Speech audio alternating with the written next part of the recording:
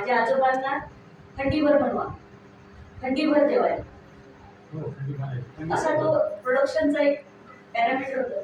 खंडीभर जेवायला, पेवभर जेवायला असा विषय होता. आता किलोनी जेवायला, पावानी जेवायला असा विषय आहे. हे कुठं चाललो आपण? त्या जोरात समाजाची घसरगुंडी चालू आहे. हे रसातळाला चालेल. मला जे तत्व तुमचं माहिती आहे त्या तत्वानुसार मी सांगते की बाबांनी सांगून ठेवलंय की आता सतयुग येणार, पण चांगले आत्मे राहणार. असं एक छोटंसं मला जे अज्ञान आहे थोडंसं, पण जी माहिती आहे ते मी 1-2 सेशन केलेले आहेत. चांगले आत्मे स्वतः टिकतील.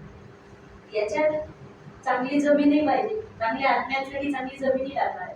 नुसतं आत्मे जिवंत राहतील, खातील काय पितील काय, चांगली जमिनी लागणार आहे, चांगला निसर्गही लागणार, स्वच्छ पाणी लागणार. ही सगळी जबाबदारी आपली आहे. तुमच्या खांद्यावर मी खूप अजूनही ओझं टाकून कदाचित चालली. मी पण खालीचा वाटा उचलत असते. दादाला माझं कार्य माहीत आहे. हा आता इथे येऊन तुमच्यासमोर मोठेपणा करत बसणं मला आवडणार नाही आहे, कारण मी जिथे उभी आहे ते इतकं मोठं आहे जगातलं की तिथे मी एक हसाचं दाणे आज.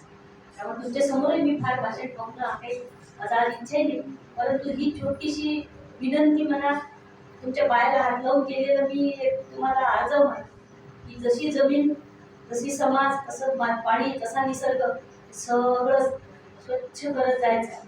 कारण येणारी पिढी तुमच्या प्रिन्सिपल प्रमाणे प्युअर सोल येणार. असं काही नाही, तुमचं मोठेपण आहे. मी एका अतिशय सामान्य घरातून आहे. माझे वडील 12व्या वर्षी वारले. माझ्या आईने मला मोठं केलं. माझी आई 4था वर्ग शिकलेली होती, पण तिचं एकच प्रिन्सिपल आम्ही जन्मभर लक्षात ठेवलं की आपण जितकं दिलं त्याच्या 5पट आपल्याला परत येते. स्वार्थीपणा म्हणा, काय स्वार्थ म्हणायचं, पण तिने एकच वाक्य सांगितलं की आपण जेवढं दिलं त्याच्या 5पट आपल्याला येत असते. बस एवढाच काय तो माझ्या आईचा म्हणा, माझ्या वडिलांचा म्हणा संदेश आहे. म्हणून मी सरकारी नोकरी करता करता जेवढं देता येते, परमार्थ स्वार्थ दोन्ही आहे. मी काही सरकारी नोकरी सोडून कुठं जात नाही. आताही मी घड्याळ 3 वेळ पाहते, कारण मला 10:30 ऑफिसला जायचं आहे. तर तो स्वार्थ सोडत नाही, पण जेवढा होते तेवढा खालीचा वाटा माझा मी उचलत असते. तुमच्या सगळ्यांच्या सोबत आली, खूप मला भारावल्यासारखं झालं खरोखर.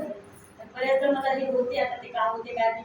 चांगल्या लोकांच्या संपर्कात गेलं किंवा चांगल्या सोल त्या आजूबाजूला गेले की मला, जसं गजानन महाराजच्या मंदिरात गेलं की मला आपोआप ढळढळ असू देतं.